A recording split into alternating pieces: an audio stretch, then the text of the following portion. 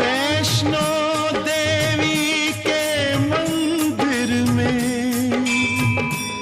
वैष्णो देवी के मंदिर में लोग मुरादें पाते हैं और रोते रोते आते हैं, हंसते हंसते जाते हैं।